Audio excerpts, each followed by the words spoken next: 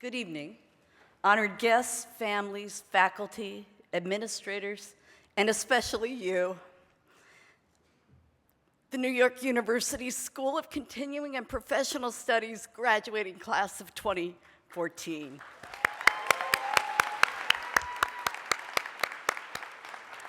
It is my privilege and honor to address you on this joyous occasion.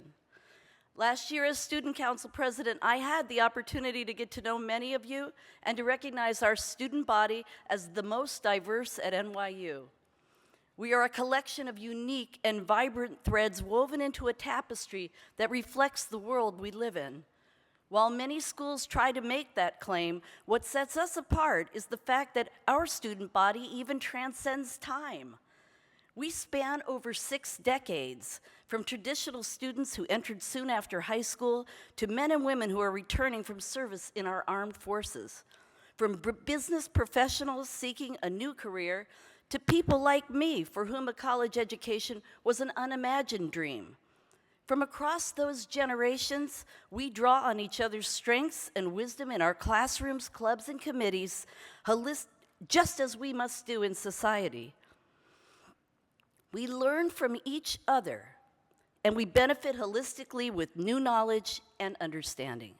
We find our similarities while we honor our differences. And to me, our strongest thread is our common desire to transform ourselves. Now, transformation is a tricky business. Once you've experienced it, we realize there's no way we can go back, and nor would we want to.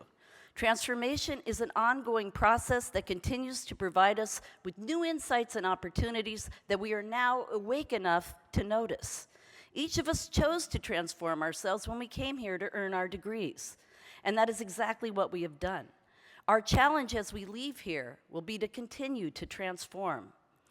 Coming back to school after a 38-year gap has been a humbling experience. I missed college the first time around because I wanted to make my living in the world of horses. After high school, I rode my horse, Candyman, across the United States with the bicentennial wagon train. Little did I know that my youthful transformation would become a blueprint for my future. Cowboy culture gave way to the glamour of the Arabian horse business. I became a mother and wife twice over, ran for Seattle School Board as an education advocate, and was business manager of a prominent children's theater.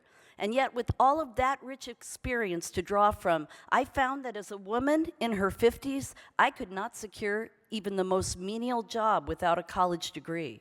I was depressed and desperately seeking a direction. Through the love and support of my sister Maria, I was able to quiet that chaos in my head and face my fears.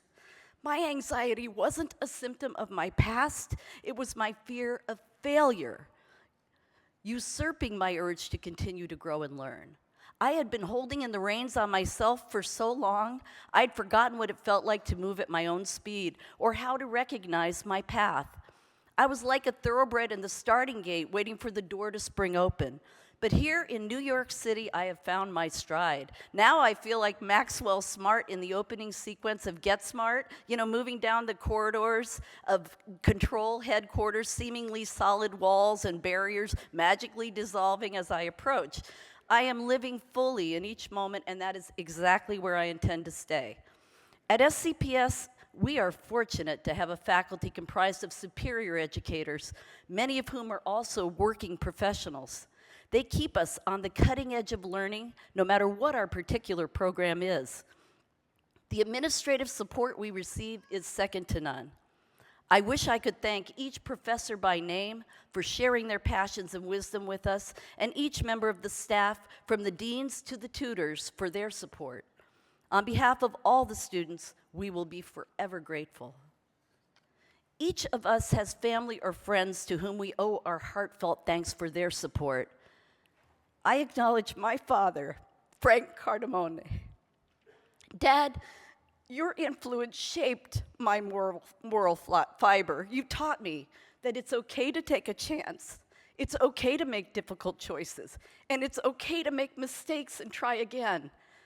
I'm so pleased that you and Judy are here to share this with me today. My sister Maria, my brother-in-law Paul, and yes, my former husband John are all present. Without your strong support, I would not be standing here. Thank you, Harriet Berry, for providing me with my first home in New York, from which I could work to my full potential as a student. My son Brandon could not be here, but my daughter Joy is. To have you witness my achievement fills me with happiness. Now we must set our sights on the future. While it is true that our past defines us, we now have the tools to both reach our goals and live in the moment. We must set our paths, but be mindful of the changing winds. We are on a trajectory of learning right now that will carry us forward to the next phase of our lives. And as we cross this finish line, the next one beckons. Today, we celebrate our success while we keep advancing the momentum of our learning.